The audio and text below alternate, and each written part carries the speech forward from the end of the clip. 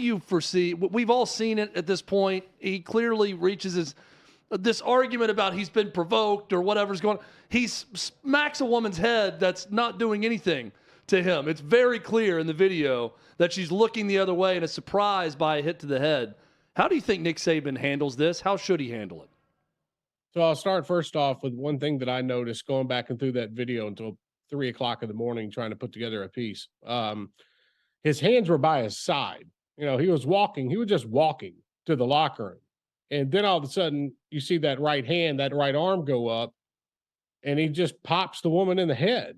You know what I mean? And I think that's what stands out for a lot of people trying to make an argument that the young lady had a cell phone. I was told that her cell phone died in the first quarter. She didn't even have it. It was in her much like mine. I didn't have a cell Chance phone power is a either. guarantee. Yeah, it was out. Right. So she wasn't trying to inflame a situation. She was just on the field with their friends. I don't think she knew or cared who Jermaine Burton was.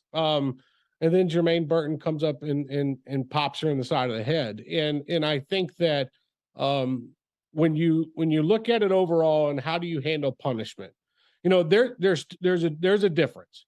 So there's two videos that people have made and put it out there. One, it looks like a camera is kind of being put in his face and Jermaine Burton's pushing the camera away, agitated after the game. Okay. I kind of understand that part. Like, it didn't look like he hit the guy in the face or anything like that. It looks like he pushed the camera away.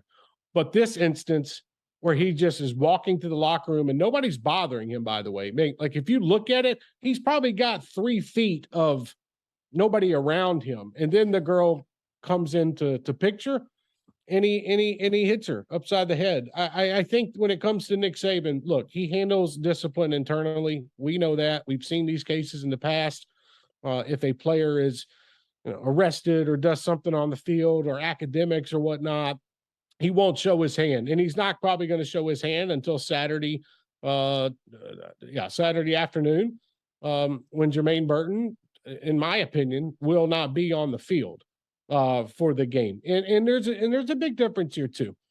Like, I know some people have said, well, if she doesn't press charges or if nobody presses charges against Burton, then he should be good to go and he should be fine.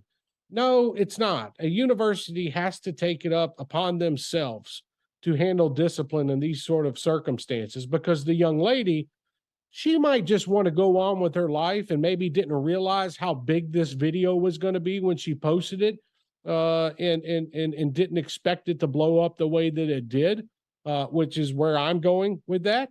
And overall, I think Alabama, they have to send some kind of statement, because if they don't, then the SEC will.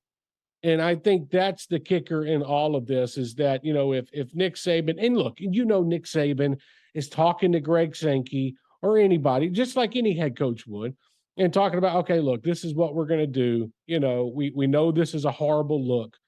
He should not have done that. But one thing that stands out to me that I do find interesting is that we posted this story Tuesday. The video came out Tuesday. I have not seen an apology from Jermaine Burton on the incident. And I think that is the interesting part of all of this, is that if Alabama is going to take this thing full on and say that he did it, or they're collecting information or whatnot, the easiest thing to do would be for Jermaine Burton to say, look, I am sorry. My emotions got the best of me that day. I do not condone hitting women in any form or fashion. I hope you can accept my apology. I'll take any kind of punishment that comes my way.